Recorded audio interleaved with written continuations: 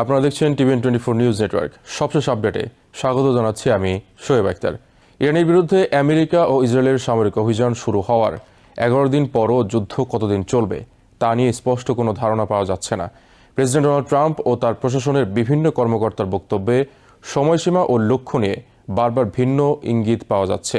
একই সময় যুদ্ধের বিস্তার এখন বৈশ্বিক জ্বালানি সরবরাহ, উপসাগরীয় নৌপথ এবং মধ্যপ্রাচ্যের মানবিক পরিস্থিতিকেও গভীরভাবে প্রভাবিত করছে।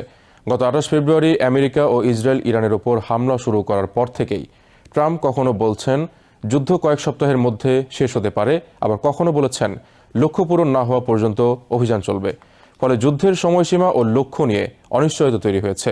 যুদ্ধের শুরুতে ট্রাম্প এক সাক্ষাৎকারে ইঙ্গিত দেন যে সামরিক অভিযান প্রায় 4 থেকে 5 সপ্তাহ চলতে পারে, তবে তখনও তিনি পরিষ্কারভাবে বলেননি ইরানের সরকারের ক্ষেত্রে কী ধরনের পরিবর্তন হলে তিনি এটিকে বিজয় হিসেবে দেখবেন। এর পরদিন ডিফেন্স সেক্রেটারি পিট হেগসেথ বলেন এই অভিযান অতীতের মধ্যপ্রাচ্যের যুদ্ধগুলোর মতো দীর্ঘমেয়াদী হবে না। তার মতে সামরিক অভিযান 2 থেকে 8 সপ্তাহ পর্যন্ত চলতে পারে।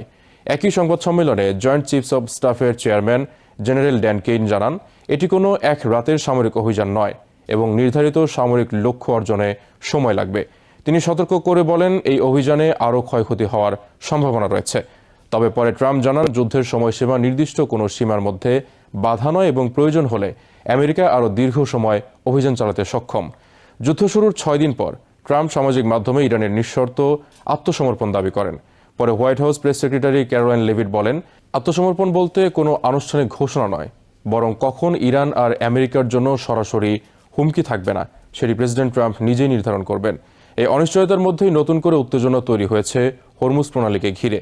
ইরান বিশ্ববাজারে তেলের সরবরাহ ব্যাহত করতে পারে এমন আশঙ্কার মধ্যে আমেরিকার সামরিক বাহিনী জানিয়েছে তারা ওই গুরুত্বপূর্ণ তেলপথের কাছে ইরানের 16টি মাইন পেতে সক্ষম জাহাজে হামলা চালিয়েছে।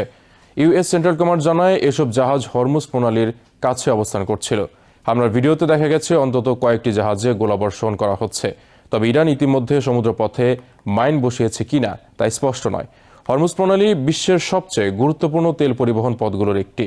অতীতে 1980-এর দশকে ইরান পারস্য উপসাগরে মাইন পেতেছিল, যার ফলে আমেরিকার নৌবাহিনীকে মাইন অপসারণ অভিযান চালাতে হয়েছিল।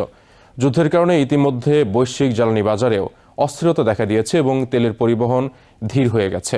ট্রাম্প প্রশাসনের ভেতর থেকেও এ নিয়ে পরস্পর বিরোধী বার্তা পাওয়া গেছে।